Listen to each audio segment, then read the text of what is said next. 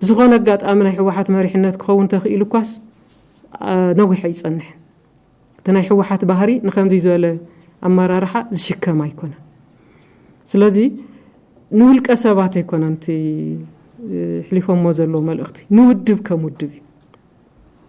كمودب نحوحات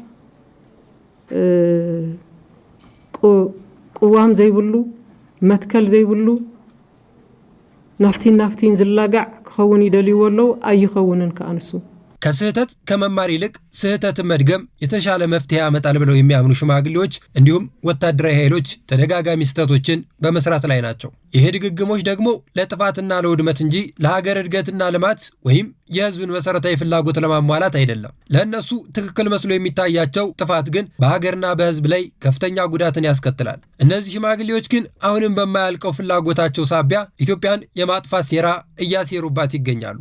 በይበልጥ ደግሞ ከኢትዮጵያ ጠላቶች ጋራ በመሆን የኢትዮጵያን ስኬትና ልማት ማደናቀፍ ቀዳሚ ስራቸው አድርገው እየሰሩ ነው።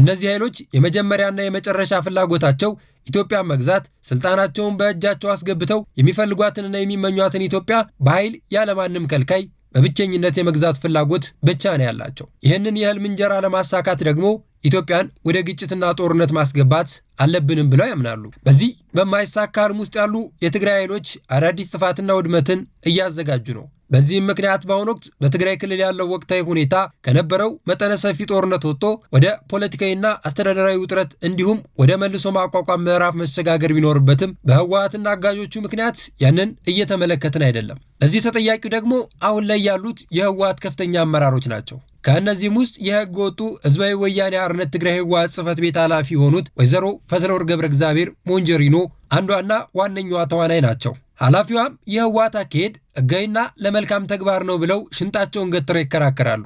ይህንን ሐሳባቸውን ደግሞ ትናንትና በሰጡት መግለጫ ላይ በድጋሚ አረጋግጠውታል። በዚህ አዲስ መግለጫ በሚመስል አተታ የአትርሱኝ ጥሪ ይዘው ብቅ ያሉት ኃላፊዋ የፌዴራል መንግስቱ ወታደሮች ከምዕራብ ትግራይ ወደ ምስራቅ ትግራይ እያዘዋወረ ነው በማለት የተለመደ ክሳቸውን አቅርበዋል። ይህ ሐሰት ውንጀላ መሆኑን የምንረዳው እሳቸው የሚመሩት ህዝባዊ ወያኔ ሓርነት ትግራይ ህወሓት ወታደራዊ ኃይል አሁን ላይ አዲስ ግጭት ለመቀስቀስ በተለያዩ አካባቢዎች ከሰሞኑ ትንኮሳዎችና ማስፈራሪያዎችን እያደረገ መቆየቱ ነው። ታዲያ ወይዘሮ ፈትለወርቅ ገብረእግዚአብሔር ይህንን የህወሓት ውንጀላ ለመደበቅ ሲሉ መንግስት ጦሩን እያንቀሳቀሰ ነው ሲሉ የፌዴራል መንግስቱ ላይ ክስ ያቀርባሉ። ነገር ግን ኃላፊዋ ያልተረዱት ወይንም ደግሞ እያወቁ ችላ ብለው ያለፉት አንድ ትልቅ ነገር አለ።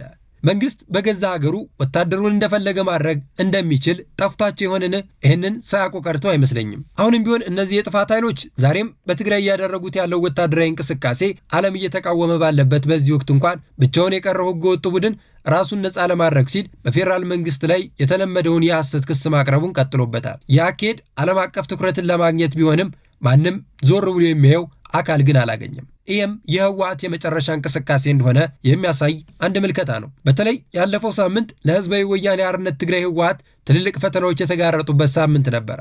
የአሜሪካ መንግስት አክራሪ ባላቸው የህወሓት አባላትና የቅርብ ቤተሰቦች ላይ የቪዛ እገዳ ጣለ።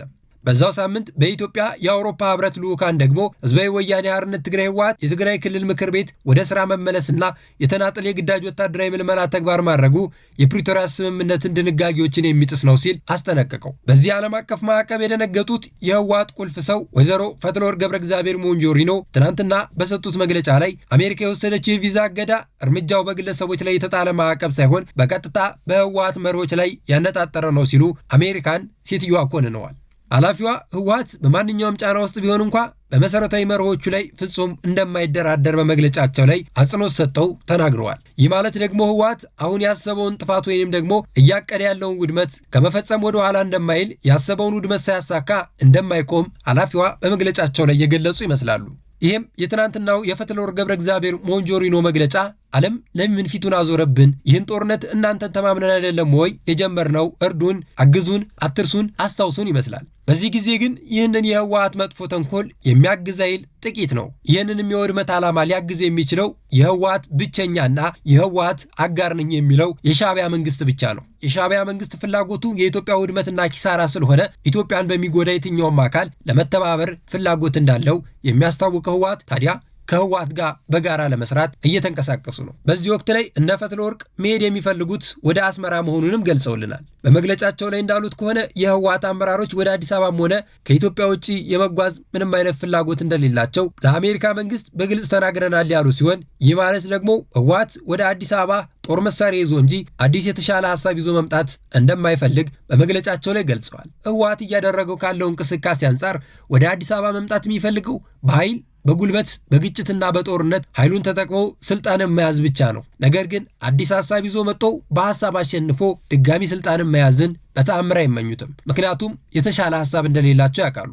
ህወሓት አሁን ለአፍሪካ ቀንድ በጣም አስፈላጊና ወሳኝ አካል ነው ብሎ ያስባል። ነገር ግን ህወሓት ለአፍሪካ ቀንድ ጥፋት እንጂ ምንም የተሻለ መፍትሄ ሲያመጣ አላየነውም። እንኳን አሁን ላይ በስልጣን ላይ በነበረበት ወቅት እንኳ ምንም አይነት የተሻለ መፍትሄ ሲሰራ አላየነው። በአፍሪካ ቀንድ ትልልቅ ችግሮችን ሲፈጥር የነበረው ባለፉት ጊዜያትም ህወሓት ራሱ ነው። ምክንያቱም ኢትዮጵያ ለቀጠናው ምን ያህል አስፈላጊ እንደሆነች ዓለም የሚያውቀው ሀቅ ነው። በዚህም በአፍሪካ ቀንድ ውስጥ ያለ ኢትዮጵያ ተሳትፎ ምንም አይነት ዘላቂ ሰላምም ሆነ ኢኮኖሚያዊ እድገት ማምጣት አይቻልም። ይበልጥኑ የቀጠናው ምሰሶ የሆነችው ኢትዮጵያ ከሷ ጋር አብሮ መስራት ምን ያህል አዋጭ እንደሆነ ሌሎች ያውቃሉ። ቢሆንም ኢትዮጵያ ይህንን ሚናዋን በበላይነት ለማስጠበቅ የውስጥ ሰላሟን ማረጋገጥና ከጎረቤት ጋር ያላትን አዳዲስ ዲፕሎማሲ ውጥረቶች በብልሃት በመፍታት ላይ ትገኛለች። ይህ ደግሞ ኢትዮጵያ ለቀጠናው ሰላም ያላትን ትልቅ ሚና የሚያሳይ መሬት ላይ ያለ እውነተኛ ሀቅ ነው።